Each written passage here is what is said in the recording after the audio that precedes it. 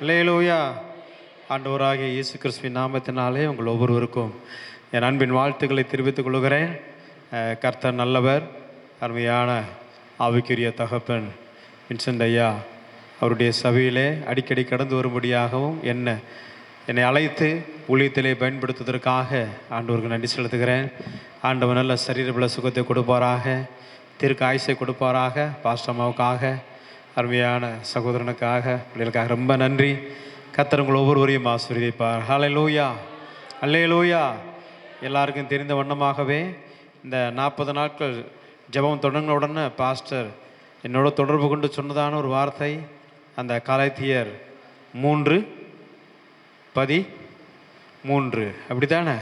அந்த வசனத்தின் மூலமாகத்தான் நம்ம தியானத்தை வந்து கொண்டிருக்கிறோம். எல்லாரும் அப்படியே இந்த செய்திக்கு முன்பாக அந்த கல்வாரி சிலுவையை நோக்கி பார்ப்போம். நல்ல ஒரு பாடலோடு கூட அந்த கல்வாரி சிலுவையை நாம் பார்த்தோம். அப்படியே உட்காந்துக்கோங்க, முடிஞ்சவங்க எந்திரிச்சுக்கோங்க, முடிஞ்சவங்க முழங்கால் படிட்டுக்கோங்க, கட்டாயம் கிடையாது. அந்த குருசின் மேல்ங்கிறத ஒரு 4 லைனை மட்டும் அப்படியே பாடி தேவனுடைய நாமத்தை எப்படி உயர்த்துவோம். அல்லேலூயா. குருசின் மேல் எல்லாம் அப்படியே சொல்லுங்க பார்ப்போம். குருசின் மேல் காண்கிற நீங்க மட்டும் அப்படியே சொல்லுங்க பாப்போம். குருசின் மேல்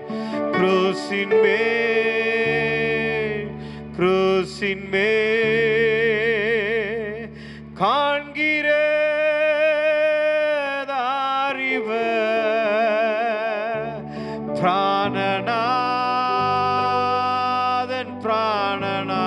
பிராணநாதன் என்பதற்கா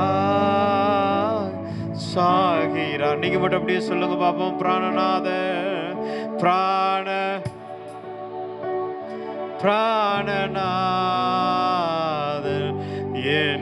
என்பதற்காய் சாகிறா.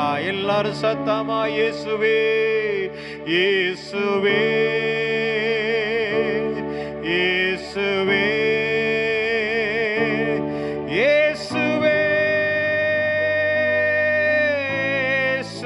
எவ்வளவு தூரத்துக்கு சத்தமா சொல்ல முடியுமோ எல்லாரும் ஒரே குரலா இயேசுவே, இயேசுவே, இயேசுவே, இயேசுவே, பிராணநாதன்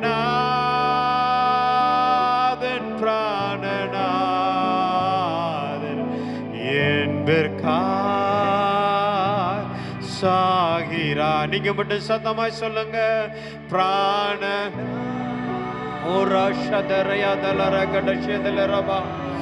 we praise you Lord. சாகிறா. ஒரு விசைகட குருசின் மேல், குருசின் மேல், குருசின் மேல் காண்கிற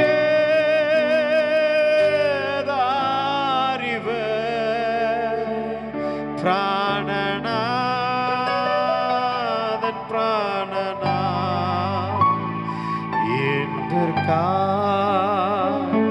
சாகிறா.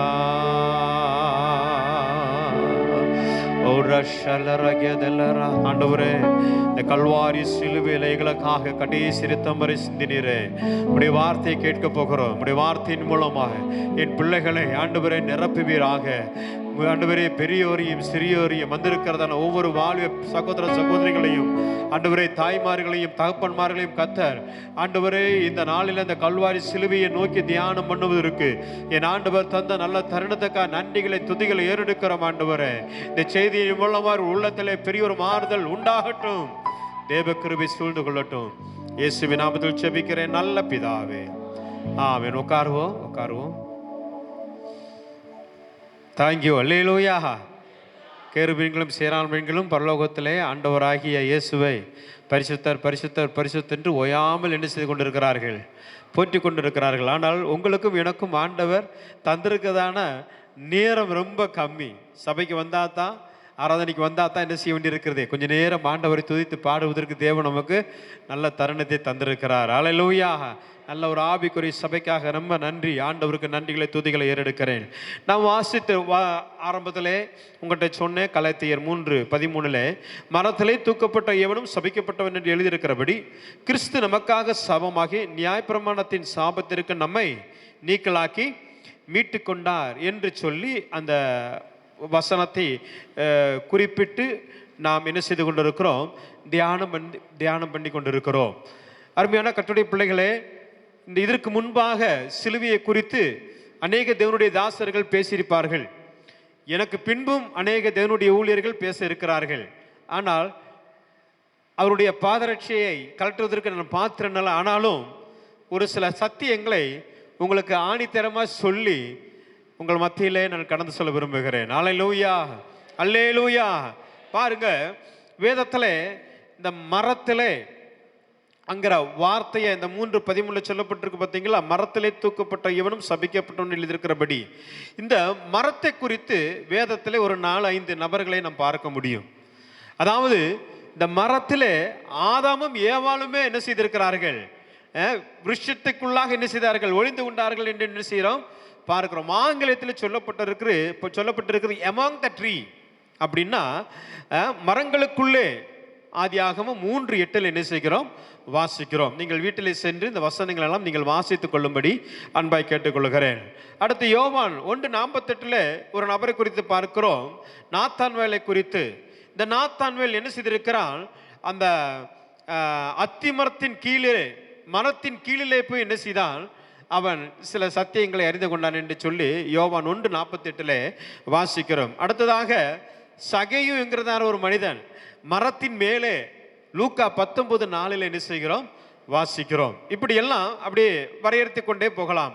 அதே போலத்தான் ஆண்டவராகிய இயேசு கிறிஸ்து மரத்திலே உங்களுக்காக எனக்காக கடைசி இரத்தம் வரை சிந்தினார். அல்லேலூயா, அல்லேலூயா.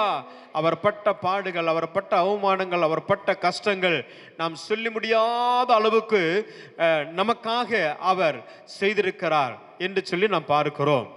சிலுவை என்று சொன்னாலே எல்லாருக்கும் தெரிந்த ஒரு நம் அநேகரால் போதிக்கப்பட்டிருக்கிறோம். இன்றும் அதை நம்ம அறிந்திருக்கிறோம். பாடுகள் நிறைந்தது, கஷ்டம் நிறைந்தது, துன்பம் நிறைந்தது, அவமானத்துக்குள்ளதான சின்னம், இப்படி இந்த சத்தியங்களை நாம் என்ன செய்து கொண்டிருக்கிறோம்? கேட்டுக்கொண்டே இருக்கிறோம்.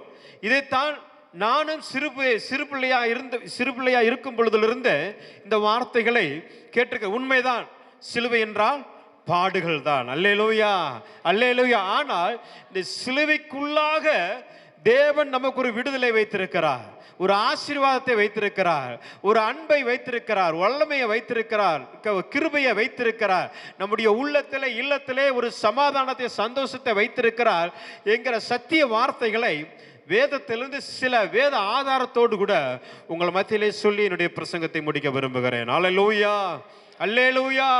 ஆண்டவராகிய இயேசு கிறிஸ்து பிறந்ததுனால தான் கிறிஸ்துவுக்கு முன்பு என்று கிறிஸ்துவுக்கு பின்பு என்று என்ன செய்யப்பட்டிருக்கிறது? பிரிக்கப்பட்டிருக்கிறது. ஆகவே கர்த்தருடைய தேவனுடைய அமர்ந்திருக்கிறதான கர்த்தருடைய பிள்ளைகளே, உங்களுடைய வாழ்க்கையிலே சிலுவையை நினைத்து பாடுகள் நிறைந்த ஒரு வாழ்க்கை அமைந்திருக்கும் என்று சொன்னால் தேவன் உங்களை ஆசீர்வாதத்தினால் நிரப்ப விரும்புகிறார். கரங்களை தட்டி கர்த்தருடைய நாமத்தை அப்படி மகிமைப்படுத்துவோமா? அதுல ஒரு சில சரித்திரவான்களை, சில பக்தர்களை, அதாவது வேதத்தில் உள்ளதான சில பெயர்களை சொல்லி உங்கள் மத்தியில் சொல்லி சில கருத்துக்களை, ஆழமான சத்தியங்களை உங்கள் மத்தியில் சொல்ல விரும்புகிறேன். எடுத்து வாசியுங்கள். வேதத்தில் 3 முறை தான் என்னுடைய பெயர் குறிப்பிடப்பட்டிருக்கிறது. வேற யாரும் கிடையாது. ஆண்டவராகிய இயேசு கிறிஸ்துனுடைய சிலுவையை சுமந்ததான ஒரு நபர்.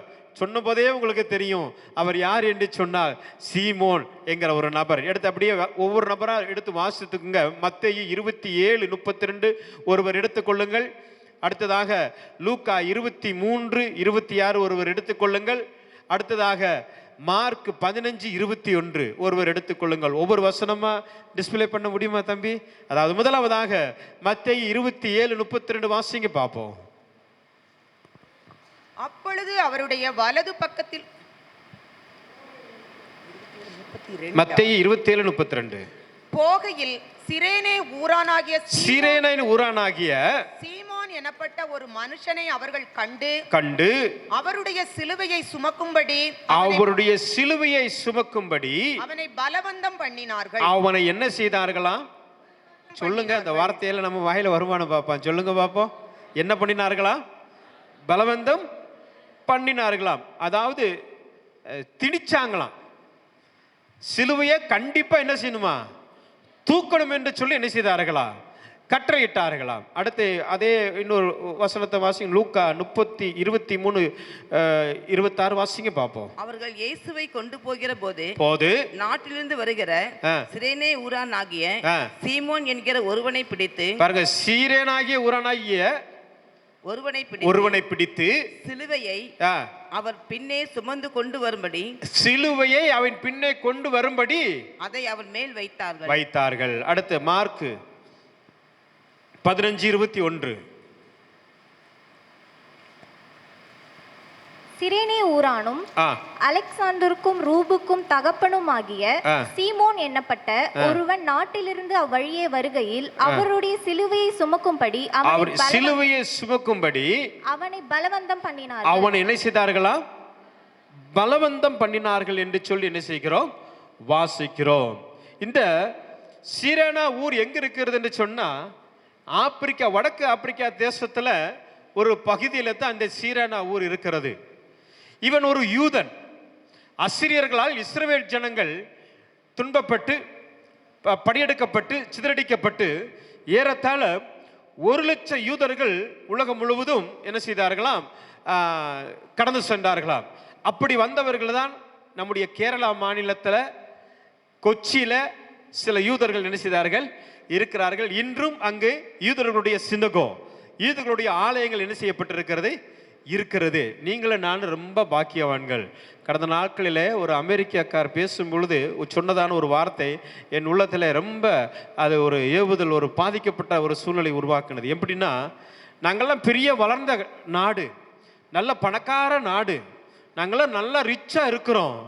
ஆனால் இயேசு கிறிஸ்துடைய சீடர்கள் யாரும் எங்கள் தேசத்துக்கு வரல. சொல்றது புரியுதா உங்களுக்கு? எங்கள் தேசத்துக்கு யார் இல்லை. ஆனால் இந்தியா தேசத்தில் தோமா என்ன செய்தாரா?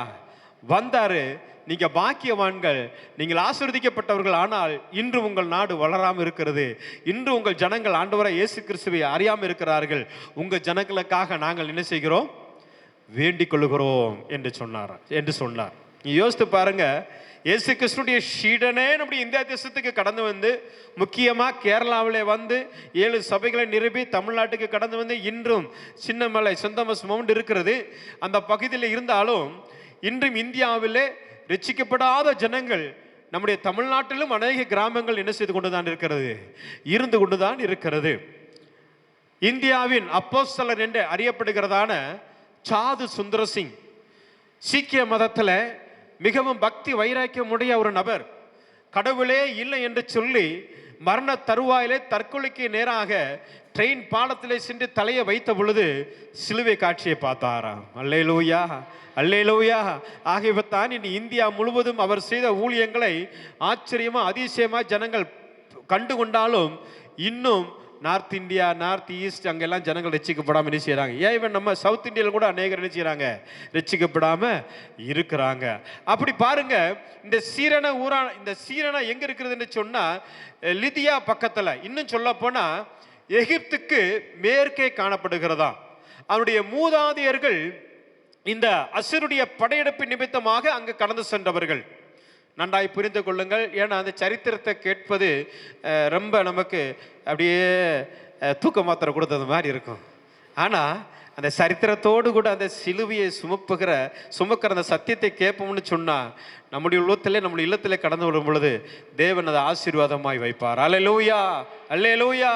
இப்படி மனப்பாடமாக பேசிட்டு போகலாம். வருகிறவரும் வரப்போகிறவரும் இருந்தவரும் பிந்தவரும் முந்தினவரும் அல்வாவும் உமைகாவும் சேனைகளின் கர்த்தர் பரிசுத்தர் பரிசுத்தர் என்று சொல்லி இப்படியே இந்த வார்த்தைகளை நல்லவர் வல்லவர் போதுமானவர் சொல்றதுக்கு என் பையனை கூட முடியும், என்னுடைய பிள்ளைகளுக்கு கூட முடியும். ஆனால் சரித்திரங்களை சத்தியங்களை சொல்வதற்கு நம்முடைய ஆவிக்குரிய சபையில் நம்முடைய தகப்பன் அநேக நபரை கூப்பிட்டு என்ன செய்து கொண்டு இருக்கிறார். நீங்கள் பாக்கியவான்கள். நல்லா புரிஞ்சுக்கோங்க, இந்த வசனத்தை நான் கீழே வர்றேன். நீங்க உண்மையிலே ரொம்ப பாக்கியவான்கள். அப்ப பாருங்க, இந்த சீரனா ஊர்ல யூதர்கள் சிதறடிக்கப்பட்டு அங்க போய் மூதாதையர்கள் தங்கியிருந்தார்கள். யூதர்கள் ரொம்ப அழகானவர்கள், ரொம்ப திடகாத்திரமா இருப்பாங்க, நல்ல பயில்வானா இருப்பாங்க, நம்ம சகோதரனை மாதிரி நல்லா அப்படியே துட்டகாத்திரமா அப்படி என்ன செய்வாங்க, உயரமா அப்படி வாட்ட சட்டம் என்ன செய்வாங்க இருப்பாங்க. ஆனா இந்த சீமோன் வந்து கொஞ்சம் வித்தியாசமானவன். இவன் கொஞ்சம் என்னவா இருக்கான், வித்தியாசம். இவனுக்கு மூதாதையர்கள் வந்து இந்த ஆப்பிரிக்காக்காரன் எப்படி இருப்பான் பார்த்துருக்கீங்களா? அவன் அந்த முரட்டுத்தனம், அவன் நடந்து போகிற பாவனை, அவன் பேசுகிற மொழி, இதெல்லாம் பார்த்தாலே நமக்கு பயமாக இருக்கும். கடந்த நாட்களில் எஸ்ஆர்எம் காலேஜிலேருந்து அப்படியே ஒருத்தன் ட்ரெயினில் ஏறும் பொழுது ஒரு தம்பி ஏறினான். அவன்கிட்ட அப்படியே பேச்சு கொடுத்துட்டு வந்தேன். நானும் என் மனைவி இருந்தோம். அவன்கிட்ட பேசி கொடுத்துட்டு இருக்கும் பொழுது நான் வந்து ஐ ஆம் ஃப்ரம் ஆப்பிரிக்கா அப்படின்னா, உண்மையில பார்த்தா அப்படி தான் தெரிஞ்சது. நல்லா கருப்பாக, நல்லா உயரமாக. கொஞ்ச நேரம் தான் பேசிட்டு வந்தேன். அவன் சரித்திரத்தெல்லாம் என்கிட்ட சொன்னான். உங்களை மாதிரி பாசமுள்ள ஜனங்களை எங்கள் ஏரியாவில் என்ன செய்ய முடியாது, பார்க்க முடியாது. ரொம்ப அன்பாக பேசுகிற நபர்களை எங்கள் ஏரியாவில் என்ன செய்ய முடியாது, பார்க்க முடியாது. அப்படிப்பட்ட இடத்துல வளர்ந்தவன் தான் இந்த சீமோன், சீரனான சீமோன். இவன் வந்து பாருங்க, வேதத்தில் உள்ளதான தீர்க்க தரிசனம் நிறைவேற வேண்டியிருந்தது. பஸ்கா பண்டிகையின் பொழுதுதான் ஆடு அடிக்கப்பட வேண்டும். ஆகவே தான் தீர்க்க தரிசனம் நிறைவேறுகிறது. என் ஆண்டவராக இயேசு கிறிஸ்து பஸ்கா பண்டிகை நாளில் தான் அவர் கல்வாரி சிலுவையை சுமக்க வேண்டும், அடிக்கப்பட வேண்டும் என்று சொல்லி என்ன செய்யப்பட்டிருக்கிறது, தீர்க்க தரிசனங்கள் நிறைவேற இருக்கிறது. ஒரு யூதன் 3 முறை எருசலேமுக்கு வருவான். உலகத்தில் அவன் எங்க இருந்தாலும் 3 பண்டிகைக்கு கண்டிப்பா அவன் என்ன செஞ்சிருக்கணும், எருசலேமுக்கு வந்திருக்கணும். நான் சொல்றது உங்களுக்கு புரியுதா? பின்னாடி இருக்கிற நபர்களுக்கு அம்மா மாதிரி எல்லாம் கை தூக்குங்க பாப்பா. நான் பேசுற தமிழ் புரியுதா உங்களுக்கு? வெரி குட், வெரி குட், பரவாயில்ல. எல்லாம் கைங்கில ஓத்துறீங்க. பாருங்க, 3 பண்டிகைக்கு அவன் எந்த ஊர்ல இருந்தாலும் எங்க வந்திருக்கணும். ஆனா இந்த சீமோன் கரெக்டா எங்க வந்திருக்காமன்னா, அந்த பஸ்கா பண்டிகை இருக்கு இல்லையா, அந்த பண்டிகை நாளில் தான் அங்க என்ன செய்திருக்கிறான், வந்திருக்கிறார். இதற்கு முதல்ல இந்த சத்தியத்தை நீங்க கேட்டிருப்பீங்களோ இல்லையோ, நான் சொல்லுகிறதான ஒரு சத்தியம் வித்தியாசமானது. தேவனுடைய பிள்ளைகளே, இவனுடைய யூதனுடைய அந்த பாவனை கிடையாது. இவனுடைய மூதாதையர்கள் அங்க தங்கினதுனால இவன் கருப்ப நிறைந்த ஒரு வித்தியாசமான ஒரு உடல் பாவனை உள்ளவனாய் இந்த சீமோன் என்ன செய்தான், காணப்பட்டான். நல்லா புரிந்து கொள்ளுங்கள், எதற்காக இவன் மேலே சிலுவை பலமிழந்தப்பட்டது, திரிக்கப்பட்டது என்கிற அந்த சத்தியத்தை உங்களுக்கு நான் சொல்லுகிறேன். பாருங்கள், அப்போ 3 பண்டிகைக்கு யூதன் எங்கிருந்தாலும் என்ன செய்யணும், எருசலேமுக்கு வர வேண்டும். முதலாவது பண்டிகை பஸ்கா பண்டிகை, அடுத்ததாக பெந்தெகோஸ்தே பண்டிகை, அடுத்தது கூடார பண்டிகை. இந்த 3 பண்டிகைக்கும் அவன் என்ன செய்ய வேண்டும், உபாகமம் 16:16 சொல்லப்பட்டிருக்கிறது. நீங்க வீட்டில் போய் என்ன செய்து கொள்ளுங்கள், வாசித்துக் கொள்ளுங்கள். அப்போ இந்த பஸ்கா பண்டிகையினால தான் இந்த ஆண்டவராகிய இயேசு கிறிஸ்து என்ன செய்கிறார், சிலுவையை சுமப்பதற்கு ரோம் அரசாங்கத்தின் நிமித்தமாக அவர் காய்பா, அண்ணா, பிலாத்து இவர்கள் நிமித்தமாக என்ன செய்யப்படுகிறார், நாள் குறிக்கப்பட்டு அவர் சிலுவையை சுமப்பதற்கு நேரிட்டு கொண்டிருக்கிறது. அவர் 1 கொடிய 39 முறை என்ன செய்திருக்கிறார், அடிக்கப்பட்டார். நீங்கள் பாடலை பாடும் பொழுது அந்த சிலுவை காட்சியை பார்த்தீங்க அல்லவா, ஒரு சாட்டை அடி அப்படி சரீரத்தில் அடிக்கும் பொழுது கிட்டத்தட்ட 200 இடங்களிலே பிச்சுட்டு வருமா. எத்தனை இடங்களை பிச்சுட்டு வருமா, சொல்லும் பொழுதே என் மேல் பிள்ளை இருக்கிறது. எத்தனை இடங்களை பிச்சுட்டு வருமா, 200 இடத்துல. அந்த சாட்டைக்குள்ளதான விளக்கத்தை எல்லாம் சொன்னா ரொம்ப நேரம் ஆகும். இப்படி வந்து 5 இதெல்லாம் பயங்கர விளக்கம், அதெல்லாம் நேரம் இல்லை. தேவனுடைய பிள்ளைகளே, அப்படி 39 முறை அடிக்கப்பட்டவராய் கடைசி 5 முறை கீழே விழுந்து எழுந்திருக்கிறார். எத்தனை முறை கீழே விழுந்து, தூக்க முடியாம, சிலுவையை தூக்க முடியாம எத்தனை முறை விழுந்து எழுந்திருக்கிறார், 5 முறை. அப்படிப்பட்ட சூழ்நிலையிலே அந்த சிலுவையை தூக்க முடியாத நேரம் வரும் பொழுது, அந்த கடினமான அந்த ரொம்ப வெயிட்டான அந்த சிலுவையை தூக்க முடியாத நிலைமை வரும் பொழுது, இந்த சீர ஊரானாகிய சீமோனுடைய தோளிலே தூக்கி வைக்கிறார்கள், திணிக்கப்படுகிறான் அதை சிலுவையை சுமக்கும்படியாய். முதலாவதாக எப்படி என்று சொன்னா, இவன் யதார்த்தமாய் பஸ்கா பண்டிகைக்கு போனவன யூத ஜனங்கள் இவனை என்ன செய்கிறார்கள், பலவந்தமாய் சிலுவையை தூக்கும்படி என்ன செய்கிறான், ஏற்படுத்துகிறார்கள். ஏனென்று சொன்னால், யூதர்களை சிலுவையை தூக்க வைக்க சொல்லியிருந்தா கண்டிப்பா 4 பேர் அவனுக்கு என்ன செஞ்சிருப்பாங்க, உதவியா வந்திருப்பாங்க. ஆனா அப்படி யாரும் இல்லாதபடி இவன் கலர்ல வித்தியாசம் இருக்கிறான், நல்ல வாட்டச்சாட்டமா இருக்கிறான், நல்ல தடிமானமா இருக்கிறான், நல்ல பலவானா இருக்கிறான் என்று சொல்லி என்ன செய்தார்கள்? இந்த சிலுவையை தூக்கும்படியாக பலவந்தம் பண்ணப்பட்டான். அல்லேலூயா, அல்லேலூயா. தேவனுடைய பிள்ளைகளே, சிலுவையை சுமக்கிறதான நீங்களும் நானும் பாக்கியவான்கள். அந்த சிலுவை என்னன்னு சொன்னா நீங்களும் நானும் கிடையாது. அந்த சிலுவையை சுமப்பதினால சில வேளை பாடுகள் நமக்கு கடந்து வரும், வேதனைகள் கடந்து வரும், உபத்திரங்கள் கடந்து வரும், துன்பங்கள் கடந்து வரும், வியாதிகள் கடந்து வரும். பிள்ளைசுடைய கட்டுகள் என்ன செய்திருக்க நமக்கு விரோதமாக செய்து வைக்கிறார்கள். பிசாசுடைய தந்திரங்களினால் சில வேளை நம்ம பாதிக்கப்பட்டிருக்கலாம்.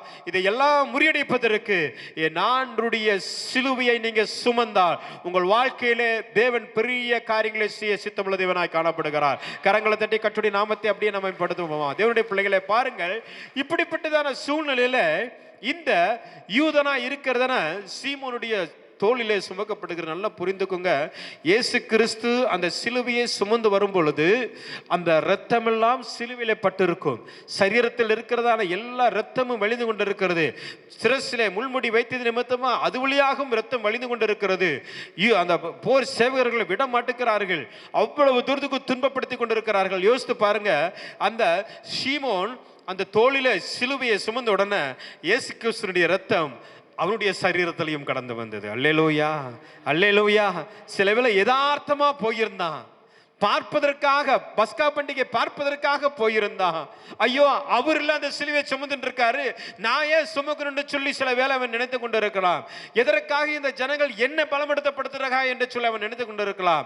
ஆனால் அவன் அந்த பாடுகளின் வழியே கொஞ்ச நேரம் சுமந்தாலும் தேவன் அந்த சீமோனை கர்த்தர் ஆசீர்வதித்தார். பெரிய காரியங்கள் அவன் மூலமாகவும் என்ன செய்யப்பட்டது? ஆசீர்வாதத்தை நம்ம இந்த வேதத்தில் மூன்று இடத்துல வாசித்த நிமித்தமாக நமக்கு புரிந்து கொள்ள முடிகிறது. இன்னும் இந்த சீமோன் என்கிறதான நபர் யார் என்று சொல்லி இன்னும் அப்போஸ்தலன் பவுல் தெளிவா சொல்லுகிறார். ரோமர் 16:13 சீக்கிரமா வாசித்துக் கொள்ளுங்க பார்ப்போம். டைம் இப்பவுமே 7:45 ஆச்சு. சீக்கிரமா வாசிங்க பார்ப்போம். ரோமர் 16:13. கர்த்தருக்குள் தெரிந்து கொள்ளப்பட்ட ரூபையும் எனக்கும் தாயாகி அவனுடைய தாயையும் வாழ்த்துங்கள். இல்ல, என்ன பேர் சொன்னீங்க? ரூபஸ், அப்படிதானே? இப்ப பாருங்க, மத்தேயும் அவருடைய பெயர் சொல்லவில்லை, தாய் தகப்பனுடைய பெயரை. லூக்காவும் தாய் தகப்பனுடைய பெயரை சொல்லவில்லை. ஆனால் இந்த மார்க்கு தெளிவா சொல்லுகிறார் பாருங்க. சீரேனா ஊரானும் அலெக்சந்தரும் ரூப்புவுக்கும் தகப்பனுமாகிய சீமோன் என்னப்பட்ட ஒருவன் என்று அவனுடைய வம்ச வழிகள் என்ன செய்கிறார்? சொல்லுகிறார். ஆனால் இதை அப்போஸ்தலன் பவுல் என்ன செய்கிறார்? நிரூபிக்கிறார். எப்படி என்று சொன்னால், இந்த சீமோனுடைய பிள்ளைகள் தான் இந்த ரூபஸ் என்று என்ன செய்யப்பட்டிருக்கிறது? சொல்லப்பட்டிருக்கு. இந்த ரூபஸ் என்கிற அவனுடைய வீட்டிலே அப்போஸ்தலன் பவுல் ஊழியம் செய்திருக்கிறார். அப்போஸ்தலனாகிய பவுல் அந்த இடத்திலே சபையை கட்டி எழுப்பியிருக்கிறார். இப்படியெல்லாம் செய்தி நிமித்தமாகத்தான் ரோமர் 16:13 அவருடைய பெயர் என்ன செய்யப்பட்டிருக்கிறது? சொல்லப்பட்டிருக்கிறது. தேவனுடைய பிள்ளைகளை, சில வேளை உங்களுடைய முகவரி தெரியாமல் இருக்கலாம், உங்க வம்சவழி என்னன்னு கூட நீங்க தெரியாம இருக்கலாம். நீங்க இந்த சிலுவையை சுமந்துட்டீங்க பார்த்தீங்களா? இயேசு சாமி உங்க உள்ளத்துல வந்துட்டாரு பார்த்தீங்களா? இயேசு சாமி உங்க இல்லத்துல வந்துட்டாரு பார்த்தீங்களா? உங்களை போல பாக்கியவான்கள் யாரும் கிடையாது. அல்லேலூயா. சத்தமா கரங்கள் உயர்த்தி சொல்லுங்க பார்ப்போம். அல்லேலூயா, அல்லேலூயா. இப்படி இந்த சிலுவையை சுமந்தது நிமித்தமாக இப்படிப்பட்டதான ஆசீர்வாதத்தை இந்த சீரேனா ஊரானாகி அவனுக்கு என்ன செய்யப்பட்டது? கிடைத்தது போல இந்த சிலுவையை குறித்ததான சில வேத வசனங்களை உங்களுக்கு ஒரு 7 to 8 அந்த வசன ஆதாரத்தை சொல்லி நான் என்னுடைய பிரசங்கத்தை முடிக்க விரும்புகிறேன். எடுத்து வாசியுங்கள். ரோமர் 6:6. ரோமர் 6:6. நாம் இனி பாவத்துக்கு ஊழியம் செய்யாதபடிக்கு பாவ சரீரம் பாருங்க, நாம் இனி பாவத்திற்கு ஊழியம் செய்யாதபடிக்கு பாவ சரீரம் ஒழிந்து போகும் பொருட்டாக நம்முடைய பழைய மனுஷன் அவரோடு கூட சிலுவையில் அறையப்பட்டது என்று அறிந்திருக்கிறோம். எல்லாம் சொல்லுங்க பார்க்க. பழைய மனுஷன் ஆண்டவர் சிலுவையில் என்ன செஞ்சிட்டாரு? என்னைய புரியுதா உங்களுக்கு? எவ்வளோ அருமையாக அப்போஸ்தலன் போடுப்பா தம்பி, எவ்வளோ அருமையாக சொல்கிறாரு பார்த்தீங்களா? பழைய மனுஷன் எல்லாருக்கும் தெரியும். 2 கொரிந்தியர் 5:17, ஒருவன் கிறிஸ்துவுக்குள் இருந்தால் அவன் அதை அப்படி எடுத்து ஒவ்வொன்றா வாசிங்க பார்ப்போம். அப்படி அதில் நல்ல ஒரு ஊழியத்தை குறித்து அதில் சொல்லப்பட்டிருக்கிறது. அப்போ பாருங்க, இந்த சிலுவையை நம்ம அறிந்தது நிமித்தமாக நம்முடைய பழைய வாழ்க்கை, பழைய ஒரு சுபாவம், பழைய ஒரு என்னது சொல்லுவோம் பார்த்தீங்களா? அடிக்கடி சில நேரத்தில் சொல்லுவோம், என் பழைய சுபாவமாக இருந்தால் நான் என்னவா இருந்திருப்பேன்னு தெரியுமே அப்படின்னு சில பேர் நம்ம சொல்லுவோம், பார்த்துருக்கீங்களா? இப்போ நான் ரட்சிக்கப்பட்டுட்டேன், இப்போ நான் பைபிள் எடுத்துட்டேன், இல்லைன்னா நான் எவ்வளோ பெரிய காரியத்தை என்ன செய்ய போகிறேன், செஞ்சிருப்பேன்னு சொல்லி நம்ம தைரியமாக என்ன செய்வோம், சொல்லுவோம். ஆனால் பாருங்க, அந்த சிலுவையை சுமத்து நிமித்தமாக, அந்த சிலுவையை பெற்றுக் கொடுத்த நிமித்தமாக பழைய வாழ்க்கை, பழைய மனுஷனுடைய சுபாவம் நம்முடைய வாழ்க்கையிலிருந்து அது என்ன செய்யப்படுகிறது, மாற்றப்படுகிறது. அருமையா இன்னும் அப்போஸ்தலன் பவுல் சொல்லுகிறார், அந்த 5வது அதிகாரம் 2 கொரிந்தியர் 5வது அதிகாரம் 17ஆம் வசனத்துக்கு கீழே பாருங்க. இப்படி இருக்க ஒருவன் கிறிஸ்துவுக்குள் இருந்தால் புது சிருஷ்டியாய் இருக்கிறான், பழையவைகளெல்லாம் ஒழிந்து போயின, எல்லாம் ஒவ்வொரு நாளும் புதிய மனிதனாக மாற வேண்டும். ஒவ்வொரு நாளும் ஆண்டவருக்குள்ளாய் புது சிருஷ்டியாக நான் மாற வேண்டும். இப்போ நான் என்னுடைய ஆடையை அணிந்திருக்கிறேன் என்று சொன்னால் அது எப்படி அழுக்காகுதுன்னே எனக்கு தெரியாது. ஆனால் நல்லா தோச்சி, நல்லா தேய்ச்சி, நல்ல அருமையாக என்ன செஞ்சிட்ருக்கேன், போட்டு வந்துட்டு தான் இருக்கேன். ஆனால் என்ன அறியாமையிலே என்னுடைய ஆடை என்ன செய்கிறது, அழுக்காகிறது போல நம்முடைய வாழ்க்கையிலும் அநேக முறை பழைய சுபாவங்கள் சிலுவையிலே அறையப்பட வேண்டும். ஹல்லேலூயா, சத்தமாக சொல்லுங்க பார்ப்போம். ஹல்லேலூயா, அல்லேலூயா. அப்போ பாருங்க, பழையவைகளெல்லாம் ஒளிந்து போவதற்கு அந்த கல்வாரி சிலுவையை நீங்களும் நானும் நோக்கி பார்க்க வேண்டும். அந்த மரத்தில் தொங்கப்பட்ட அந்த கல்வாரி சிலுவை என்ன செய்ய வேண்டும், ஏசப்பாவை நீங்கள் பார்க்க வேண்டும். அப்படி நீங்க கீழே வாசித்தீங்கன்னா அந்த 2 கொரிந்தியர் 5:17 இவைகள் எல்லாம் தேவனாலே உண்டாயிருக்கிறது. அல்லேலூயா. பாண்டிச்சேரியில், கிராமங்களிலே, பட்டணங்களிலே, நகரங்களிலே எத்தனையோ ஜனங்கள் இருக்கிறாங்க, எத்தனையோ நல்ல ஜனங்கள் இருக்கிறாங்க, புறஜாதியா இருக்கிறாங்க. அவங்களெல்லாம் ஆண்டவர் தேர்ந்தெடுக்கல, உங்களை ஆண்டவர் தேர்ந்தெடுக்கிறார், என்னை ஆண்டவர் தேர்ந்தெடுக்கிறார், இந்த சபையை ஆண்டவர் தேர்ந்தெடுக்கிறார், நம்முடைய ஆவிக்குரிய தகப்பனை ஆண்டவர் தேர்ந்தெடுக்கிறான்னு சொன்னால் எல்லாமே தேவனால் உண்டானது. கரங்களை கட்டி கருத்துல எல்லாமே யாரால் உண்டானது, தேவனால் உண்டானது. நீங்கள் நிற்பதும் நிர்மலாகாம இருப்பதும் அவருடைய கிருபை, அந்த கிருபை உங்களை சூழ்ந்து கொண்டிருக்கிறது. அந்த கிருபையிலே நீங்கள் வழிநடத்தப்படுகிறீர்கள். பழைய சுபாவம் என்னை விட்டு மாற வேண்டும். அப்படியே பக்கத்தில் கைப்பிடிச்சுலுங்க பார்ப்போம். பழைய சுபாவம் என்னை விட்டு போகட்டும், பழைய சுபாவம். இதெல்லாம் அப்படியே ஒவ்வொரு பாயிண்ட் எடுத்தோம்னா 3 மணி நேரம் பிரசங்கம் பண்ணலாம், அதுக்குள்ள நாங்கள் போகவில்லை. பாருங்க, அது அவர் இயேசு கிறிஸ்துவை கொண்டு நம்மை தம்மோடு ஒப்புரவாக்குதலின் ஊழியத்தை எங்களுக்கு ஒப்பு கொடுத்தார். இந்த வேதத்தில் நீங்கள் ஒரே ஒரு ஊழியத்தை தான் பார்க்க முடியும். என்ன ஊழியம் அது? ஒப்புரவாக்குதலில் ஊழியம். வேற வரங்கள் இருக்கிறது, கிஃப்ட் இருக்கிறது, 5 வகையான ஊழியங்களை ஆண்டவர் கொடுத்திருக்கிறார். ஆனால் ஒரு பழைய மனுஷன் ஒரு புதிய மனுஷனாக மாறும் பொழுது இயேசு கிறிஸ்துவுக்குள்ளாக ஒப்புரவாக்கப்பட்டிருக்கிறீர்கள். கரங்களை தட்டி கர்த்தருடைய நாமத்தை மேம்படுத்தும். பாருங்க, அது ஒரு ஊழியமாகவே ஆண்டவர் நமக்கு கொடுத்துட்டாரு. நமக்கு அது என்னவா கொடுத்துட்டாரு? ஒரு ஊழியமாகவே கொடுத்துட்டாரு. யாரையும் மன்னிக்காம இருக்கணும், மன்னிச்சிடணும். யாரும் உங்களுக்கு விரோதமாக செயல்படுறாங்களா, ஆண்டவரே அவர்களை ஆசீர்வதியும். அந்த ஒப்புரவாக்குடைய ஊழியத்தை, அந்த சுபாவத்தை, அந்த கிருபையை தந்ததுனால நீங்களும் நானும் ஆசீர்வதிக்கப்பட்டவர்கள் என்பதில் எந்த சந்தேகமே கிடையாது. அல்லேலூயா, அல்லேலூயா. நீங்கள் அப்படியே நீங்கள் வாசித்தீங்க பார்த்தீங்கன்னா, ஆனபடினாலே தேவனானவர் எங்களை கொண்டு புத்தி சொல்கிறது போல நாங்கள் கிறிஸ்துவுக்காக ஸ்தானாதிபதிகளாக இருந்து தேவனோடு ஒப்புரவாகுங்கள் என்று கிறிஸ்துவின் நிமித்தம் எங்களை வேண்டிக் கொள்ளுகிறேன். நீங்கள் வீட்டில் போய் அதெல்லாம் என்ன செஞ்சுக்கோங்க, நீங்கள் வாசித்துக் கொள்ளுங்க. ஆகவே பழைய மனுஷன் நம்முடைய வாழ்க்கையிலிருந்து மாற வேண்டும். அதை மாறுவதற்கு ஒரே ஒரு மந்திரம் எதுன்னு சொன்னா அந்த சிலுவை தான். அல்லேலூயா. சிலுவையே முன்னா உலகமே பின்னா. கரங்களை தட்டி அப்படியே படுங்க பார்ப்போம். சிலுவையே முன்னா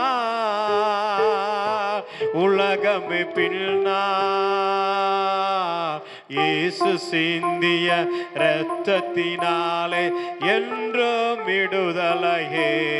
சொல்லுங்க பார்ப்போம்.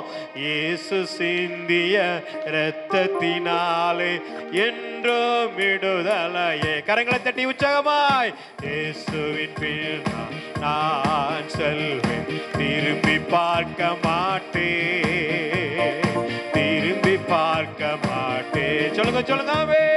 இயேசுவின் பின்னால் நான் செல்வேன், திரும்பி பார்க்க மாட்டேன், திரும்பி பார்க்க மாட்டேன்.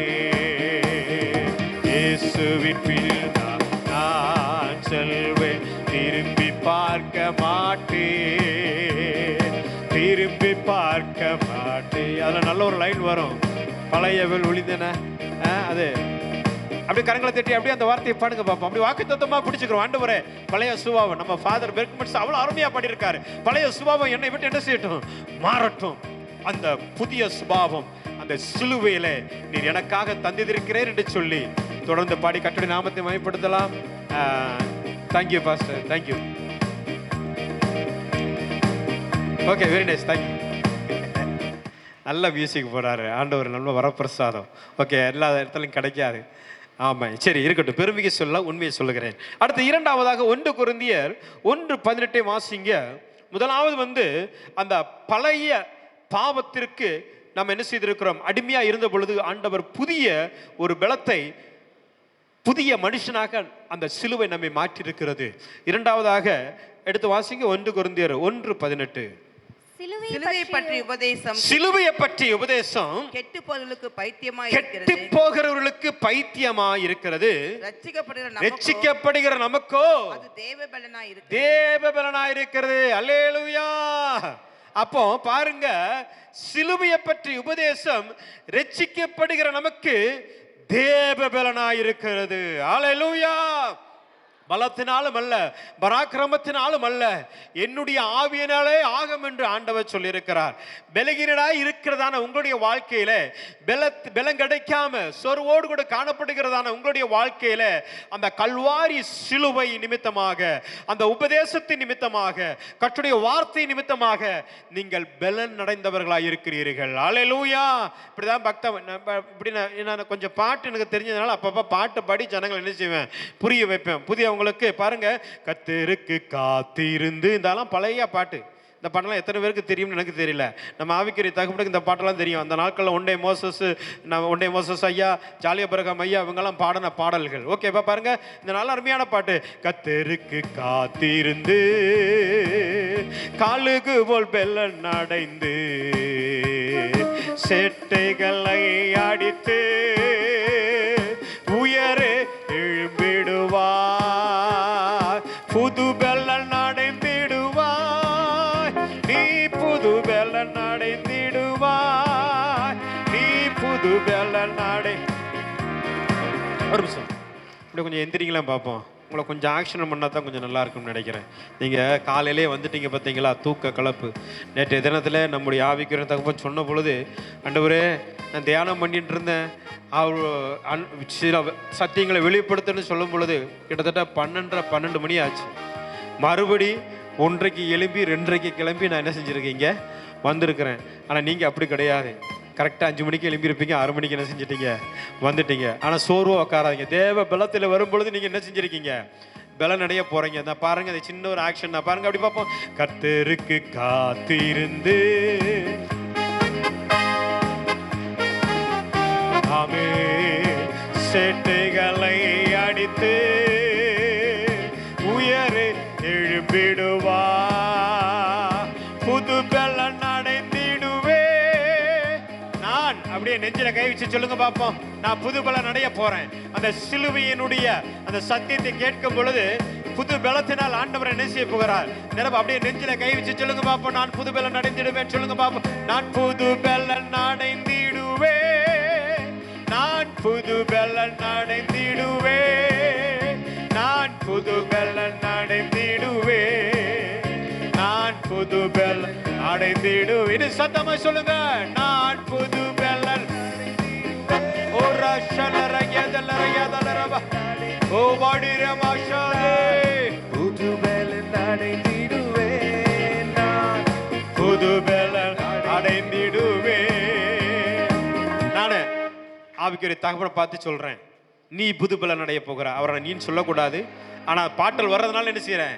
நான் என்ன செய்கிறேன் சொல்கிறேன். அப்பா பாஸ்டர் என்னையை பார்த்து நீ புது பலன், அப்படி 2 பேரும் ஜாயின் பண்ணிக்கோங்க, நீ புது பலத்தோடு தான் போகிறீங்க. ஏன்னா சிலுவையை பற்றி உபதேசத்தை இங்கே கேட்டிருக்கிறீங்க. சோர்வோடு கூட பாடோடு கூட போகக்கூடாது, பலத்தினால போக வேண்டும். அல்லேலூயா. பாருங்க 1 2 நான் சொல்ல பாருங்க. கை நீட்டி சொல்லுங்க, கை தட்டாதீங்க. 2 பேரும் திரும்பிக்கங்க, அப்படி சொல்லுங்க, வாக்குத்தத்தமா சொல்லுங்க. ஓ புது பலன் அடைந்திடுவாய், நீ புது பலன் அடைந்திடுவாய், நீ புது பலன் அடைந்திடுவாய், நீ புது பலன். உனக்கு யார் இல்லையாம நான் சொல்றேன், நீ புது பலன், நீ புது பலன் அடைந்திடுவாய், நீ புது பலன் அடைந்திடு. கோபி நீ புது பலன், நீ புது பலன் அடைந்திடுவாய், நீ புது பலன் அடைந்திடு. பாருங்க, நான் புது பலன் அடைஞ்சிட்டேன், கோபி நீ புது பலன் அடைஞ்சிட்ட, ஐயா புது பலன் அடைச்சிட்டாரு. இப்ப நாம் எல்லாரும் புது பலன் அடையணும். புரியுது உங்களுக்கு? அப்படி எல்லாம் பக்கத்துல கைப்பிடிச்சு சொல்லுங்க பாப்பா. நாம் புது பலன் அடைந்திடுவோம், நாம் புது பலன் அடைந்திடுவோம், நாம் புது பலன் அடைந்திடுவோம், நாம் புது பலன் அடைந்திடுவோம். ஆமே புது பலன் அடைந்திடுவோம், நாம் ரபஷலரகியதலராவே அடைந்திடுவோம், நாம் புது பலன். கரங்களை தட்டி கட்டடி நாமத்தை பயன்படுத்துவோம், அவருக்கு அப்பாவுக்கு மகிமையை செலுத்துவோம். ஆமே நாமே நாமே. அப்படி உட்கார்ந்து கொள்ளுங்க பாப்பா, உட்கார்ந்து கொள்ளுங்க. பாருங்க 1 கொரிந்தியர் 1:18 வாசித்து வண்ணமாக, சிலுவையை பற்றி உபதேசம் கெட்டு போவர்களுக்கு பைத்தியமா இருக்கிறது, ரட்சிக்கப்படுகிற நமக்கோ அது என்னவா இருக்கிறதா? தேவ பலனா இருக்கிறது. தேவ பலத்தோடு கூட வரும் நாட்களில் நாம் ஆண்டவருக்காக நாம் எழும்பி பிரகாசிப்போம். அடுத்ததாக நாம் பார்ப்போம் என்று சொன்னால் 2 கொரிந்தியர் 13:14. 2 கொரிந்தியர் கர்த்தராகிய இயேசு கிறிஸ்துவினுடைய கிருபையும் 13:4 வாசிங்க பார்ப்போம். கர்த்தராகிய இயேசு கிறிஸ்து இல்ல 2 கொரிந்தியர் 13:4. ஏனெனில் அவர் பலவீனத்தால் சிலுவையில் பாருங்க, அவர் பலவீனத்தினால் சிலுவையிலே அறையப்பட்டிருந்தும் தேவனுடைய வல்லமையினால் பிழைத்திருக்கிறார். அப்படி நாங்களும் நானும் பலகீனனாய் இருந்தாலும் உங்களிடமாய் விளங்கிய தேவனுடைய வல்லமையினால் அவருடனே கூட பிழைத்திருப்போம். தேவனுடைய வல்லமையினால் அவரோடு கூட என்ன செய்திருக்கிறோம்? பிழைத்திருக்கிறோம். நீங்கள் பிலிப்பில் எழுதின நிருபம் 2வது அதிகாரத்திலே நீங்கள் அப்படியே வாசித்தீங்கன்னா, ஆண்டவராகிய இயேசு கிறிஸ்து மனுஷனா இருந்தாலும் தம்மை தாழ்த்தி என்ன செய்தார்? சிலுவையிலே மரணம் அறிந்தும் என்ன செய்தார்? காயம் ஏற்றப்பட்டார் என்று சொல்லி நம்ம என்ன செய்கிறோம்? அந்த குறிப்பிட்ட அதிகாரத்திலே வாசிக்கிறோம். தேவனுடைய பிள்ளைகளே, இந்த சரீரம் பலகீனம்தான், இந்த மாமிசம் பலகீனம்தான். ஆனா இந்த சிலுவையை பற்றிதான உபதேசம், கர்த்தருடைய வார்த்தை, இயேசு கிறிஸ்து நம்முடைய உள்ளத்திலே வரும் பொழுது வல்லமையால் தேவன் நம்மை நிரப்புகிறார். அல்லேலூயா. மகிமையால் நம்மை நிரப்புகிறார், கிருபையாய் நம்மை நிரப்புகிறார். அந்த பலவீனத்திலே என் பலன் பூரணமாய் இலங்கும் என்று ஆண்டவர் சொன்னது போல ஒவ்வொருவரையும் அவருடைய வல்லமையால் நிரப்புகிறார். ஆதி நாட்களிலே பெந்தெக்கோஸ்து நாளிலே 120 பேர் மேலே இருந்து ஆண்டவரை துதித்து பாடி ஆராதித்து தேவனுடைய வல்லமையை பெற்றது போல இந்த 21வது நூற்றாண்டிலே பாண்டிச்சேரி பகுதியிலே வந்திருக்கிறதான நம்முடைய சபையிலே ட்ரினிட்டி ஃபுல் காஸ்பல் இருக்கிறதான ஒவ்வொரு தேவனுடைய பிள்ளைகளையும் ஆண்டவர் வல்லமையால் பரிசுத்த ஆவியால் நிரப்பி வழிநடத்த வல்லமையா இருக்கிறார். அல்லேலூயா.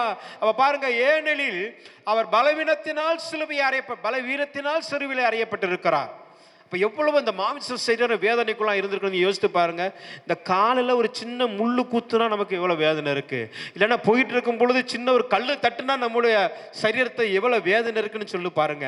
ஆனால் மரண பரியந்தம் அவர் பலகீனராக இருந்து பலத்தினால் வல்லமையால் பிதாவுடைய சித்தத்தை நிறைவேற்றி செய்தது போல பலகீனமாய் இருக்கிறதா நம்முடைய வாழ்க்கையில, பலவீனமாய் இருக்கிறதா நம்முடைய உள்ளத்திலே தேவன் வல்லமையால் உங்கள் ஒவ்வொருவரையும் நிரப்ப அவர் சித்தமுள்ள தேவனாய் காணப்படுகிறார். கரங்களை தட்டி கட்டி நாமத்தை மகிமைப்படுத்துவோமா? மணி எத்தனை மணி வர? 8 முடியுதா? இப்போ பாருங்க, நான் இப்போ இது வர 3 பாயிண்ட் தான் சொன்னேன். 8 மணிக்கு நம்ம ஆராதனை முடிஞ்சது. கர்த்தருக்கு ஸ்தோத்திரம். அதை 2வது ஆராதனையில் தொடர்ந்து கர்த்தருக்கு சித்தமானா நான் சொல்ல விரும்புகிறேன். தேவனுடைய பிள்ளைகளே, அடுத்து ஒரே ஒரு காரியத்தை சொல்கிறேன். கலாத்தியர் 5:24 வாசிங்க பார்ப்போம். சரி, உங்களுக்கு சொல்லாமல் இருக்க வேண்டாம், அந்த வசனத்தை மட்டும் சொல்லி முடிக்க விரும்புகிறேன். சீக்கிரமா எடுத்துக்கோங்க. 5:24. கிறிஸ்துவனுடையவர்கள் தங்கள் மாம்சத்தையும் அதன் ஆசை இச்சைகளையும் சிலுவையில் அறைந்திருக்கிறார்கள். மாம்ச இச்சைகளை எதில் அறைஞ்சிருக்காரா சொல்லுங்களேன். மாம்ச இச்சை, ஆசை, இச்சை, இந்த மாம்சத்துல அடிக்கடி நம்மிடத்துல வந்து கொண்டுதான் இருக்கும். இதை ஆண்டவர் எங்க அறைஞ்சிட்டாரு சொல்லுங்களேன் சத்தமா, எங்க அறைஞ்சிட்டாரு? மாம்ச சிந்தையோ மரணம், ஆவியின் சிந்தையோ ஜீவன். என்னுடைய பிள்ளைகளே, இந்த மாம்ச சிந்தை, மாம்ச ஆசைகள், மாம்சத்தில் உள்ளதான சகல கிரியைகளையும் ஆண்டவர் சிலுவையிலே அறைந்து விட்டார். கரங்களை தட்டி கர்த்தருடைய நாமத்தை நாம் மேம்படுத்துவோமா? அடுத்ததாக கலாத்தியர் 5, இதெல்லாம் நீங்க எழுதி கொள்ளுங்க, சீக்கிரமா முடிக்கிறேன் நான். அடுத்து கலாத்தியர் 6:12 வாசிங்க பார்ப்போம். மாம்சத்தின்படி நல் வேஷமாய் காணப்பட, என்ன வேஷமாவா? நல் வேஷமாய் காணப்பட விரும்புகிறவர்கள் எவர்களோ, பாருங்க, நல் வேஷமாய் காணப்பட விரும்புகிறவர்கள் எவர்களோ அவர்கள் தாங்கள் கிறிஸ்துவினுடைய சிலுவையின் நிமித்தம் துன்பப்படாதபடிக்கே உங்களை விருத்த சேதனம் பண்ணிக்கொள்ள கட்டாயம்.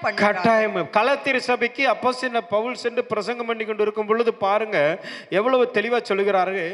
புறஜாதியா யாரும் ஏசப்பாவை என்ன செய்ய முடியாது, யூதம் பின்பற்றுகிற மாதிரி பின்பற்றக்கூடாது என்று சொல்லி நீங்களும் விருத்த சேதனம் பண்ண வேண்டும் என்று சொல்லி என்ன செய்கிறான், இந்த யூதர்கள் கட்டளையிட்டாங்க. ஆனா அதை முறியடிக்கிற அந்த சத்தியத்தை சில வேளை பேதுரு கூட அதில் விழுந்து விட்டான். ஆனா இந்த அப்போஸ்தலனாகிய பவுல் சத்தியத்தை சத்தியமாய் சொன்னது நிமித்தமாக புறஜாதியாருக்கும் நீங்கள் இருதயத்தில் விருத்த சேதனம் பண்ணா போதும் என்று சொல்லி தெளிவாய் திட்டமாய் கலாத்தியர் சபைக்கு என்ன செய்கிறார், இந்த அப்போஸ்தலனாகிய பவுல் சொல்லுகிறார். அதுல பாருங்க, மாம்சத்தின்படி நல் வேஷமாய் காணப்பட விரும்புகிறவர்கள் எவர்களோ. அப்ப பாருங்க, நல் வேஷமாய், வேஷம் தரிக்கப்பட்ட ஜனங்கள். புரியுதா உங்களுக்கு? நல்லது மாதிரி பேசுவாங்க. இன்னைக்கு தான் நம்ம சொல்லவே வேணும், கிரேஸ் ப்ரீச்சிங்கு நம்ம தமிழ்நாட்டில் இந்தியாவில் சொல்லவே வேண்டாம். ஆசீர்வாதம் ஆசீர்வாதம் ஆசீர்வாதம் சொல்லி ஆசீர்வாதம் டிவியே அவர் தொடங்கிட்டார். கர்த்தருக்கு ஸ்தோத்திரம். ஆசீர்வாதம் ஆசீர்வாதம் ஆசீர்வாதம்னு சொல்லி ஒரு கூட்ட ஜனங்கள் பின்மாறி என்ன செஞ்சுட்டு இருக்காங்க, போயிட்டு இருக்காங்க. நல்வேஷமாய் அந்த கர்த்தருடைய வார்த்தையை புரட்டாட்டமா கிடையாது, அதாவது புரிந்து கொள்ளக்கூடியாத அளவுக்கு இல்லை, வசனத்திலிருந்தே அந்த ஊசில பழத்தை நுழைவுன்னு சொல்றோம் பார்த்தீங்களா, அந்த மாதிரி ஜனங்களை என்ன செய்யறாங்க, திசை திருப்பி கொண்டிருக்கிறாங்க. ஆனால் அதை அப்போஸ்தலனாகிய பவுல் முறியடிக்கிறார்.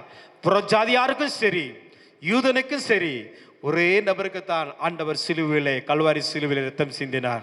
எல்லாருக்கும் ரட்சிப்பு உண்டு, அது புறஜாதியாருக்கும் சரி யூதனுக்கும் சரி என்று சொல்லி கலாத்தியர் சபைக்கு திட்டமாய் தெளிவாய் அப்போஸ்தலனாய் சொல்லுகிறார். அபிஷேகத்தை பெறுவதற்கு விருத்த சேதனம் தேவையில்லை, ரட்சிக்கப்படுவதற்கு விருத்த சேதனம் தேவையில்லை, பரிசுத்த ஆவியினால் நிரப்புவதற்கு அது தேவை கிடையாது, ஒரு கூட்டமாய் தேவனை ஆராதிப்பதற்கு அது தேவை கிடையாது. அது எல்லாவற்றையும் முறியடிக்கக்கூடியதான அந்த வார்த்தையை நல்வேஷமாய் காணப்பட விரும்புகிறவர்கள் எவர்களோ அவர்கள் தாங்கள் கிறிஸ்துவனுடைய சிலுவை நிமித்தம் துன்பப்படாதபடிக்கு. அப்ப எப்படி அந்த வார்த்தையை சொல்லி ஜனங்கள் என்ன செய்யறான், வஞ்சகப்படுத்துறான் பார்த்தீங்களா? ஆனா இதை அப்போஸ்தலனாகிய பவுல் புரிய வைக்கிறான். இப்படிப்பட்ட நபர்களும் என்ன செய்வார்கள், இருக்கத்தான் செய்வார்கள். நீங்கள் கவனமாய் கர்த்தருடைய வார்த்தையை, அந்த சிலுவை பாடுகளை அறிந்து கொள்ள வேண்டும் என்று சொல்லி இந்த வார்த்தைகளை ஆண்டவர் நமக்கு தருகிறார். அல்லேலூயா. நம்முடைய இந்த கல்லான இருதயத்தை கூட சதையான இருதயமாய் ஆண்டவர் மாற்ற விரும்புகிறார். அல்லேலூயா. அடிமேல் அடித்தாலும் அம்மியும் நகரும்.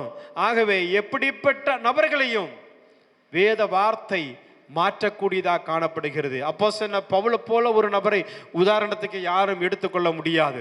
அந்த அளவுக்கு ஸ்தேவான் கல்லெறிந்து கொள்ளும் பொழுது கூட அவன் அந்த ஆலோசனை சங்கத்திலே ஒரு நபராய் இருந்த நபரை தேர்ந்தெடுத்து தான் புறஜாதியாருக்கு சத்திய வார்த்தைகளை சொல்லுவதற்கும் யூதர்களுக்கு விட புறஜாதியாருக்கு சத்தியத்தை அநேக காரியங்களை சிலுவை பாடுகளை குறித்து சொல்லி புரிய வைக்கிறதை நான் பார்க்கிறோம். அல்லேலூயா, அல்லேலூயா.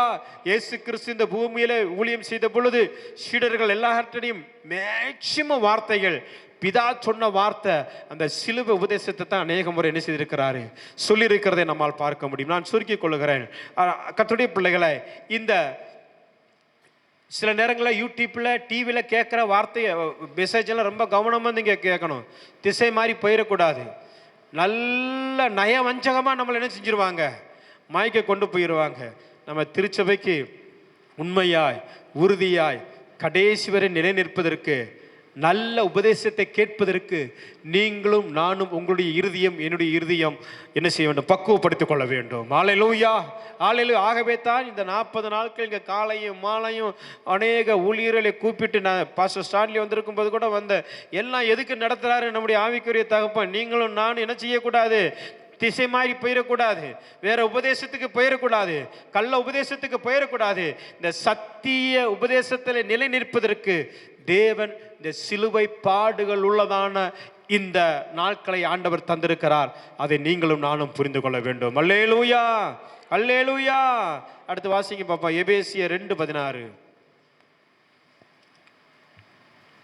சீக்கிரமா எடுத்து வாசிங்க. சிலுவையினால் கொன்று பகையை சிலுவினால் கொன்று அதனாலே இரு திறத்தாரையும் ஒரே சரீரமாக தேவனுக்கு ஒப்புரவாக்கினார். பகையை சிலுவையிலே கொன்றார். எதிரிதான் அவரை கொல்ல வரனார், அவருக்கு தெரியும், அவர்களையும் ஆண்டவர் மன்னித்தார். எதிரிதான் அவர் அடிக்கிறாருன்னு தெரியும், அவர்களை ஆண்டவர் என்ன செய்தார், அவர் நினைத்திருந்தால், பிதாவே இவர்கள் என்னை துன்பப்படுத்துகிறார்கள், இவர் ஒரு நொடி பொழுதே என்ன செய்து விடும், எடுத்துக்கொள்ளும், கொண்டு விடும் என்று சொல்லி அவர் சொல்லியிருக்கலாம். ஆனால் அவர் அப்படி சொல்லவில்லை. பாருங்க, பகையும் சிலுவையில தான் என்ன செய்தாரு. நமக்கு விரோதமாக வேதத்தில் வாசிக்கிறோம், நமக்கு விரோதமாய் உருவாக்கப்படும் எந்த ஆயுதத்தையும் வாய்க்காமே போகும் என்று சொல்லி ஏசாயா தீர்க்கதரிசன புத்தகங்களை வாசிக்கிறோம். நமக்கு விரோதமாய் பகைகள் கடந்து வந்தாலும் அந்த பகையை இயேசு கிறிஸ்து எப்படி சிலுவையை சுமந்தாரோ அதே போல அந்த சிலுவை பாடுகளை சுமந்து மன்னிக்கிற நபர்களாய் நீங்களும் நானும் மாற வேண்டும். அல்லேலூயா, அல்லேலூயா. அடுத்து வாசிங்க பார்ப்போம் சீக்கிரமா. கொலோசியர் 1:20 வாசிங்க பார்ப்போம். கொலோசியர் 1:20. இதுக்கெல்லாம் ஒவ்வொன்றுக்கும் அவர் சிலுவையில் சிந்தின இரத்தத்தினால், பாருங்க, அவர் சிலுவையில் சிந்தின இரத்தத்தினால் சமாதானத்தை உண்டாக்கி பூலோகத்தில் உள்ளவைகள் பரலோகத்தில் உள்ளவைகள் யாவையும், பாருங்க, பூலோகத்தில் உள்ளவைகள் பரலோகத்தில் உள்ளவைகள் யாவையும் அவர் மூலமாய் நமக்கு ஒப்புரவாக்கி கொள்ளவும். பாருங்க, ஏன்னா ஆரம்பத்திலே சொல்லிவிட்டேன், ஒப்புரவாக்கின் ஊழியம். எல்லா சிலுவைப்பாடு வசனத்தில் மேக்சிமம் எல்லாமே அந்த ஒப்புரவாக்கல்ங்கிற வார்த்தை என்ன செய்திருக்கிறது, வந்திருக்கிறது. ஏன்னா அந்த ஒப்புரவாக்கல் தான் ரொம்ப இடங்களில் என்ன செய்ய மாட்டேங்குது, நம்மளால அதை செய்ய முடியாத அளவுக்கு நம்ம என்ன செஞ்சு கொண்டு இருந்து கொண்டு இருக்கிறோம். பாருங்க, இந்த சிலுவையை சிந்தின இரத்தத்தினாலே சமாதானத்தை உண்டாக்கி இந்த பூலோகத்திலும் பரலோகத்திலும் காணப்படுகிறதான ஒரே ஒரு சத்தியமான காரியம், அந்த சிலுவையிலே என் ஆண்டவர் சிந்தின இரத்தத்தினாலே உங்களுக்கு எனக்கு சமாதானத்தை ஆண்டவர் தந்திருக்கிறார். கரங்களை தட்டி கட்டுடைய நாமத்தை மேம்படுத்துவோமா? தேவனுடைய பிள்ளைகளை, எத்தனையோ பேருக்கு சமாதானம் இல்லை. பெரிய பெரிய பணக்காரன் சமாதானம் இல்லாமல் தூங்கிட்டு இருக்கிறான். இரவுல படுத்தானா எல்லாம் இருண்டு தான் வாழ்க்கையில் காணப்படுகிறது. ஆனால் இரவுல நீங்கள் எங்கே படுத்தாலும், இந்த சபையில் இங்கே குலப்படுத்தாலும் வெளியில் படுத்தாலும் நமக்கு நல்ல ஆண்டவர் நித்திரையை தருகிறார். நம்ம இரவுல படுத்தாலும் இயேசு தான் நம்ம கண்முழுக்க வர்றாரு. ஆனால் எத்தனையோ பேருக்கு எல்லா ஆஸ்திகளும் பணத்தை மூட்டை மூட்டையா அவனுடைய கட்டில் போட்டு படுத்தாலும் அவனுக்கு நிம்மதி சமாதானங்கிற வார்த்தை அவனுக்கு தெரியல. ஆனால் இந்த சமாதானம் என்கிற வார்த்தையை உங்களுக்கும் ஆண்டவர் எனக்கும் தந்திருக்கிறார். அல்லேலூயா. எந்த குடும்பத்தில் பிரச்சனை இல்லை, எந்த குடும்பத்தில் கஷ்டம் இல்லை, எந்த குடும்பத்தில் வியாதி இல்லை, எந்த குடும்பத்தில் பிள்ளைகளுடைய ஃபீஸ் கட்ட முடியல என்று சொல்லி தவித்து கொண்டிருக்கிறீங்க, என் வாலிப பிள்ளை இன்னும் கல்யாணம் முடியாமல் இருக்கிறதே, எனக்கு என்று சொல்லி ஒரு புத்திரி சுபகாரம் இல்லை என்று சொல்லி எத்தனை பேர் அங்கே இப்படி இருந்து கொண்டிருக்கிறீங்க. இந்த வேதனைகள் எல்லாவற்றிலும் ஆண்டவர் அந்த சிலுவையிலே சிந்தின இரத்தத்தை நிமித்தமாக சமாதானத்தை தந்திருக்கிறார். அல்லேலூயா, அல்லேலூயா. அடுத்ததாக வாசிக்க பார்ப்போம். கொலோசியர் 2:14-15. நமக்கு எதிரடையாகவும் கட்டளைகளால் நமக்கு விரோதமாகவும் இருந்த கையெழுத்தை குலைத்து அதை நடுவில் இராதபடிக்கு எடுத்து சிலுவையின் மேல் ஆணி அடித்து, பாருங்க, சிலுவையிலே ஆணி அடித்து துரைத்தனங்களையும் அதிகாரங்களையும் புரிந்து கொண்டு வெளியரங்கமான கோலமாக்கி அவைகளின் மேல் சிலுவிலே வெற்றி சிறந்தார். அல்லேலூயா, அல்லேலூயா. அப்ப பாருங்க, இந்த துரைத்தனங்களுக்கும் சாத்தானை தோற்கடிப்பதற்கும் சாத்தானை வெட்கப்படுத்துவதற்கும் அந்த துரைத்தனங்கள் எல்லாவற்றிற்கும் என் ஆண்டவராகிய இயேசு கிறிஸ்து சிலுவையிலே உங்களுக்காக எனக்காக தொங்கினார். அல்லேலூயா, அல்லேலூயா. ஒரு பாவி மனம் திரும்புவது பரலோகத்தில் மிகுந்த சந்தோஷம். என் ஆண்டவர் ஒரு பாவி ஒரு மனம் திரும்புவது பரலோகத்தில் சந்தோஷமா இருக்குன்னு சொன்னா, நீங்களும் நானும் அந்த பாவ வாழ்க்கையிலிருந்து பரிசுத்தமான வாழ்க்கைக்குள் வந்ததுனால தான் இன்றும் இந்தியா காப்பாற்றப்பட்டு கொண்டிருக்கிறது. நல்லா புரிந்து கொள்ளுங்க. இந்தியா காப்பாற்றப்படுதுன்னா பரிசுத்தவான்களுடைய முழங்காலுடைய விசுவாசிகளுடைய ஜபத்தினால் மட்டுமே. அடிக்கடி நவம்பர் டிசம்பரில் சென்னையில் வெள்ளம் வரும், புயல் வரும். இங்கிட்டு பாண்டிச்சேரி, கடலூர், வேலை சொல்லவே வேண்டாம். இந்த நடுக்க இருக்கிற ஜனங்கள்லாம் சில நேரத்தில் எங்களுக்கெல்லாம் ஒன்றும் கிடையாதே, எங்களுக்கு எதுக்கு சுனாமி வரப்போகுது, எங்களுக்கு எதுக்கு புயல் வரப்போகுது, எங்களுக்கு எது அலை வரப்போகுதுன்னு என்ன செய்வாங்க, யோசித்துட்டு இருப்பாங்க. போன வருஷம் பார்த்தீங்களா, வயநாட்டில் அந்த மாதிரி பகுதியில் தான் என் வீடு இருக்குது. புரியுதுங்களா உங்களுக்கு? பார்த்தீங்களா, ஒரு 3 கிராமம் ஸ்டேட்டே கீழே என்ன செஞ்சுட்டு வந்துட்டு. முந்தா நாள் என்ன நடந்துச்சு மியான்மரில் பார்த்தீங்களா, பார்த்தோம்ல வீடியோவில். தாய்லாந்தில் ஒரு நொட்டி பொழுது போதும் அவன் செய்கிற ஓட்டி நொல்லி ஏதோ ஒரு, ஏன்னா இதெல்லாம் வேதத்தில் சொல்லப்பட்டிருக்கிறது. இதை எல்லாவற்றிலிருந்து தப்பிக்க கல்வாரி சிலுவையிலே உங்களுக்காக எனக்காக ஆண்டவர் சிந்தினார் அல்லவா. நாம் இன்றும் மரித்தாலும் சமாதானத்தோடு கூட அந்த துரைத்தனங்களுக்கு, அந்த வேண்டாத சாத்தானுடைய கிரிகளுக்கெல்லாம் முறியடித்து அந்த கல்வாரி சிலுவையிலே நீங்களும் நானும் முன்னோக்கி கடந்து செல்ல, அந்த இயேசுவை முன்னோக்கி கடந்து செல்ல தேவன் உங்களுக்கு உதவி செய்வாராக. அல்லேலூயா, அல்லேலூயா. இன்னிலிருந்து சில கருத்துக்களை சொல்ல முடியும், நேரமில்லை. நான் அடுத்த ஆராதனையில் சொல்ல விரும்புகிறேன். பாருங்க, இதிலிருந்து ஒரு 3 காரியம் எப்படின்னா, இந்த சிலுவையை சுமப்பத்தினால நீங்களும் நானும் ஒரு மெய்யான சீசனாய் மாறுகிறோம். கரங்களை பிடிச்சி பக்கத்தில் சொல்லுங்க, மெய்யான சீசனா, மெய்யான சீசா என்ன செய்ய போகிறோம், மாற போகிறோம். சிறையிருப்பிலிருந்து ஆண்டவர் உங்களுக்கு விடுதலை கொடுக்க போகிறாரு. எதுலேருந்து விடுதலை கொடுக்க போகிறாரு? சிறையிருப்பிலிருந்து உங்களுக்கு என்ன செய்கிறாரு, விடுதலை கொடுக்க. உங்களை சிங்காசனத்தில் வைக்க போகிறார். அல்லேலூயா, அல்லேலூயா. உங்களை எங்கே வைக்க போகிறார்? சிங்காசனத்தில் வைக்க போகிறார். அருமையான கர்த்தருடைய பிள்ளைகளை, இந்த வார்த்தை உங்களுடைய வாழ்க்கைக்கு பிரயோஜனமாக அமையட்டும். எப்படி இயேசு கிறிஸ்து சிலுவை சுமக்க முடியாத சூழ்நிலை வந்த பொழுது அந்த சீமோன் சுமந்தானோ, அந்த பாடுள்ள அந்த சிலுவையை சுமந்த பொழுது யதார்த்தமாய் வந்தவனுடைய வாழ்க்கையிலே ஆண்டவர் எவ்வளவு ஆசீர்வாதத்தை கொடுத்தாரோ, உங்கள் ஒவ்வொருவரையும் இந்த சபைக்கு பயில் காட்டி அழைத்து வந்திருக்கிறார். அந்த ஆசீர்வாதத்தின் மழை உங்கள் உள்ளத்திலும் உங்கள் இல்லத்திலும் உங்களுடைய சகல ஆசீர்வாதங்களும் நிலைத்திருப்பதற்கு நீங்கள் பாக்கியவான்களாய் மாற வேண்டும். அல்லேலூயா, அல்லேலூயா. யாவர் அப்படியே எழுதி நிற்போம். உங்களுக்காக நான் செபிக்க விரும்புகிறேன். உங்களுக்காக நான் செபிக்க விரும்புகிறேன். இந்த வார்த்தையெல்லாம் நீங்க கேட்டீங்க, ஒன்றன் பின் ஒன்றா சொன்னேன். அப்போஸ்தலனாகிய பவுல் எப்படி சிலுவையை சுமந்தானோ, அந்த பாடுள்ள சிலுவையை சுமந்து எப்படி தேவனுடைய ஆசீர்வாதத்தை பெற்றானோ, நீங்களும் நானும் அப்படியே பெற வேண்டும்.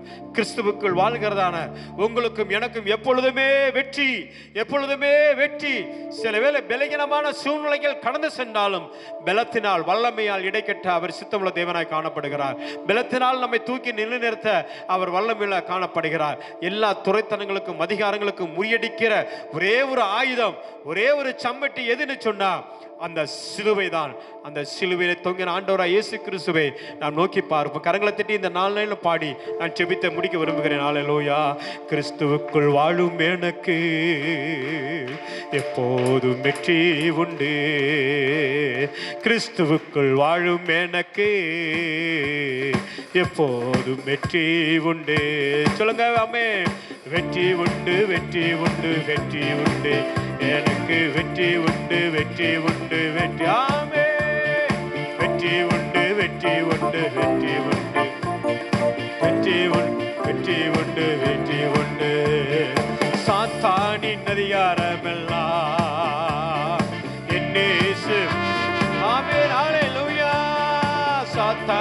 அதிகாரமெல்லாம் என் நேசர் ஆமென். சிலுவையில் அறைந்து விட்டார். சொல்லுங்க, திரும்ப திரும்ப சொல்லுங்க. சிலுவையில் அறைந்து விட்டார் இயேசு காலாலே. ஆமென். இயேசு காலாலே மீதித்து விட்டார் கிறிஸ்துவுக்குள் வாழும் எனக்கு. ஆமென், ஆமென், ஆமென். ஆண்டவரே, பிள்ளைகளை வல்லமையால் நிரப்பும் ஆண்டவரே. இயேசுவின் இரத்தத்தினாலே பிள்ளைகள் ஆண்டவரே சுத்திகரிக்கப்படுவார்களாக. சிலுவையிலே ஆண்டவரே எங்களுக்காக கடைசி இரத்தம் சிந்தினீரே. அந்த இரத்தத்தை ஆண்டவரே ஒவ்வொரு பிள்ளைகள் மேலும் தெளிப்பீராக. நீதியின் சூரியன் நம்முடைய சரீரத்திலே உதிப்பதாக. வெற்றியின் ஆண்டவரே வாழ்க்கையில இருக்கட்டும் ஆண்டவரே. ஆசீர்வாதத்தின் மழை தேவனுடைய பிள்ளைகள் மேல் இருக்கட்டும் ஆண்டவரே. தேவ பிரசன்னம் எப்பொழுதும் பிள்ளைகளை நிரப்பி வழி நடத்துவீராக. ஆமென். ஓ ரப ஷரகதல ரபாவே. ஆமென். சாத்தானின் அதிகாரமெல்லாம் என் நேசர். சொல்லுங்க, உங்க வாழ்க்கையில் இருக்கிறதான அந்த வெளிகளத்தை ஆண்டவர் மாற்ற போட விரும்புகிறார். வியாதியை மாற்றி போட விரும்புகிறார். கரம்பற்றை மாற்றி போட விரும்புகிறார். சூழ்நிலையை சாதகமாய் மாற்ற விரும்புகிறார். கண்ணீரை களைப்பாய் மாற்ற விரும்புகிறார். சாம்பாய் சிங்காரமாய் மாற்ற விரும்புகிறார். தேவ பிரசன்னத்தை உணர்ந்து அந்த சிலுவையை நோக்கி நாம் பார்ப்போம்.